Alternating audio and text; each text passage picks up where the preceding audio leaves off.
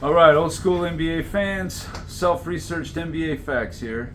I just want to say thanks to anybody who subscribes to my channels and watch my videos. I appreciate it. Making it for the people who just want the true facts, not trying to go for any kind of a narrative or hot take or anything like that. Just trying to keep it real. Trying to really debunk a lot of narratives that I hear. That's pretty much the primary purpose of this channel.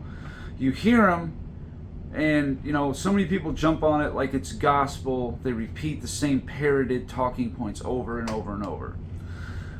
This one here is one I've heard for years, that Michael Jordan couldn't win without Phil Jackson. That's what we heard, right? Had to be Phil. Nobody else was going to win those championships. Only Phil Jackson. Well, let's see. Phil Jackson got the job in I guess it would be the 87-88 season. He was an assistant coach.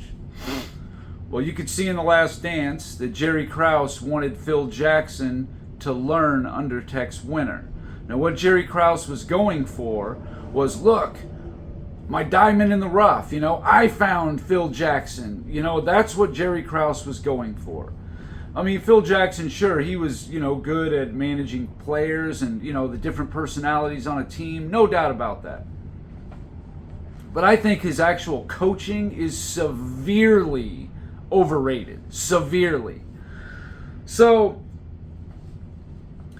as we all know, Phil Jackson learned the triangle offense from Tex Winter. It wasn't his offense. He didn't come in with some brilliant, new scheme or whatever. No, this was an old offense here. So Tex Winter, well, actually, Sam Barry invented the triangle in the late 40s, coaching USC. Tex Winter was an assistant coach there, and also was an assistant coach with Kansas State in the 50s and 60s, and a head coach. He just basically coached college, whatever. Then he got a chance to coach the Houston Rockets in the 71-72 and 72-73 season. In those two seasons, Tex Winter went 51-99. He had five-time All-Star Rudy Tomjanovich and Hall of Famer Calvin Murphy. They were 25 and 24 years old. Now, obviously, if you don't have, Michael Jordan, Kobe Bryant, Shaquille O'Neal, Pau Gasol, Scottie Pippen, you don't have all these pieces. I don't care what offense you're running. I've said this for years. A head coach is responsible for maybe 5 or 10% of a team's success. Anybody thinks more than that, you're out of your mind. You have to have the players in place, especially in basketball. You don't have the good players, you're not doing anything. So Phil Jackson actually got his first assistant coaching job with the Nets. 78, 79, 80, and 81. 4 years he was the assistant coach there. He interviewed for a bunch of head coaching jobs. Nobody would give him the time of day. So he goes to the Albany Patroons. His first year in 83, wins the championship. 25-19 record, 9-5 in the playoffs. Okay. Next year he wins Coach of the Year, 34-14 record. He lost in the second round of playoffs, but whatever. The 85-86 season, Phil Jackson was 24-24 and lost in 7. I guess it would have been the first round of the CBA, whatever. Next year in 86-87, 26-22 with no playoffs. That doesn't sound like anything spectacular to me. The next year, he goes to the Bulls to learn under Tex Winter with Doug Collins as the head coach. The Albany Patroons then hired Bill Musselman for the 87-88 season. He goes 48-6, 12-4 in the playoffs. Better than Phil Jackson ever dreamed of doing for Albany. He crushed it. Yeah, there was maybe some better players. I saw a couple names I recognized, like some NBA players on there. That's my whole point. When you have the players. So, Phil Jackson, assistant coach, 80, the 87, 88, and 88, 89 season. He is learning under Tex Winter. It is not his offense at all. Tex Winter came in the 85, 86 season, and he was always mentioning to Doug Collins, hey, the triangle, I think we got some here. No. Well, everybody knows in 89, Doug Collins, as the 6th seed, took them to the Eastern Conference Finals, was actually up 2-1 on Detroit. And then the next year, Phil Jackson takes them to the Eastern Conference Finals. The same thing, really. They had a better record in regular season, but a lot of that had to do with the division, and also expansion was introduced, and that was, made the record a little better than maybe it seemed. To me, it was barely marginal or no difference at all between the 89 and the 90 season. Now, in 1990, that was Scottie Pippen's third year, Horace Grant's third year, and B.J. Armstrong was a rookie. Pippen was an all-star in 1990, so there's 2 all-stars on that team now. I know, Game 7, he had the migraine, he was out, blah, blah, blah, blah, blah. So, I don't see that Phil Jackson was going to change the trajectory of the team. As Pippen, B.J. Armstrong, and Horace Grant got better, the team was going to get better. Plain and simple. It didn't matter who. If Doug Collins was still the coach, I'm convinced they would have still won all those championships. You want to give Phil Jackson the credit? You go right ahead. That's fine. I'm sure that maybe he's a little responsible, but coaches are nothing without the players. In 1999, the Lakers, they got swept by the Spurs. Spurs crushed them.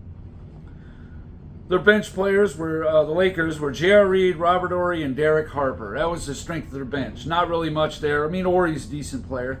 The 2000 Lakers, their bench, they get, also Glenn Rice came over in the, at the trade deadline, played 25, 30 games for the Lakers in 99. He played a full season in 2000. Kobe's a year older, you know what I mean, inching towards his prime more. 21 years old, gets Ron Harper, who started 78 games in all 23 playoff games, who ran the triangle for him for the last, for 3 years in Chicago. And their bench players, they go out and get A.C. Green, Brian Shaw, and then Rick Fox and Derek Fisher were the other bench players. So the bench is much stronger. And also, the key fact about the year 2000 was Tim Duncan was injured for the 2000 playoffs, the team that swept them the year before. He didn't have to deal with that. But in 2000, people somehow forget this, I don't know. The Lakers were facing elimination in the first round to Sacramento. They had a 2-1 lead. They got pushed to 5 against Sacramento. Western Conference Finals, they were up 3-1 in the Western Conference Finals. They were down 15 at the end of the third quarter in Game 7, but Portland only scored 11 points in the fourth quarter. Again, I don't know how Phil Jackson's coaching did that, but if you want to give him the credit, no problem there. But they were lucky to win that championship, avoiding Duncan, facing elimination twice in the Western Conference playoffs, and of course, Indiana was just, a decent team, nothing spectacular. But what I'm looking at is nothing really that mind-bending, you know what I mean? And then in 94, without Michael Jordan, now people want to point to the fact that, if there wasn't a bad call, the Bulls could have won this thing in 6. We'll never know. Again, that's not reality. You could also say, if Tony Kukoc doesn't hit that last-second heave, they're down 3-0 in the 94 Eastern Conference semifinals. You can also look at it that way, too. So it goes both ways. I think Phil Jackson did a pretty good job in 94. But again, it wasn't just the Bulls minus Jordan. I did a whole video on this. You should check it out. It has to do with how weak the East was. And also they added Bill Wennington, Luke Longley, Steve Kerr, and Tony Kukoc. I mean, they had, 9 players averaging 8 points a game. And in the 93 team, they only had 4 players averaging 9 points a game. They were way deeper than they were. So anyway, I don't understand why. I mean, I get why the Jordan haters, want to prop up Phil Jackson to push down Michael Jordan. But to me, Phil Jackson did not have his own offense here. He learned it from Tex Winter, a guy who tried it in the NBA in 72 and 73 season. It failed miserably. Now I know it was a new team. I think it was an expansion type team. Yeah, they're not going to be great right away, but that's my point. You need the players to make it good.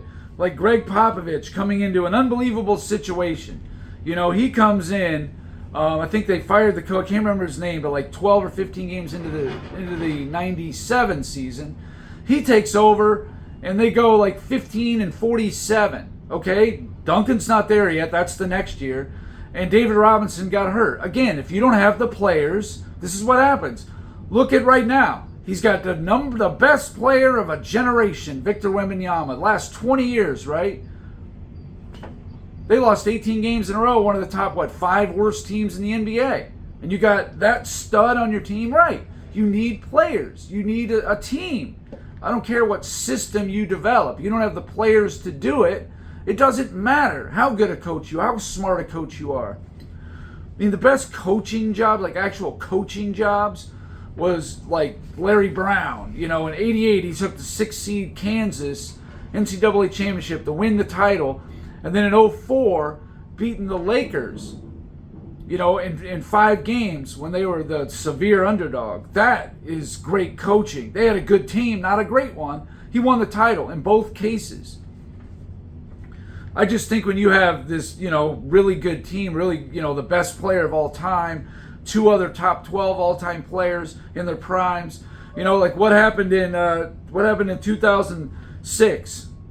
Phil comes back, no Shaq. They go 45 and 37. They're up 3-1 on Phoenix. Where was Phil's great coaching then? They lost 3 straight games. Bam, done. The next year in 07, they regressed 42 and 40. They were the 6th seed, somehow the 6th seed at 42 and 40. I mean,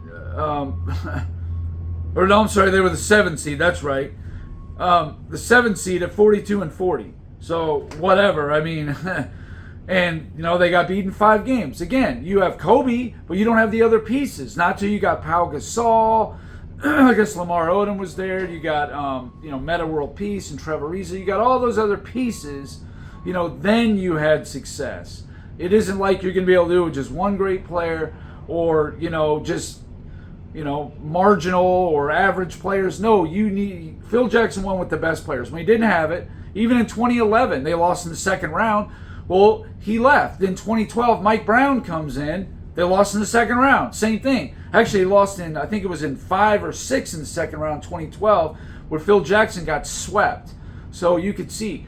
In 1995, the year after, they had basically all their same players. Bill Cartwright, John Paxson. Paxson retired, Bill Cartwright more or less retired. And they added Ron Harper. And, of course, Jordan later in the year.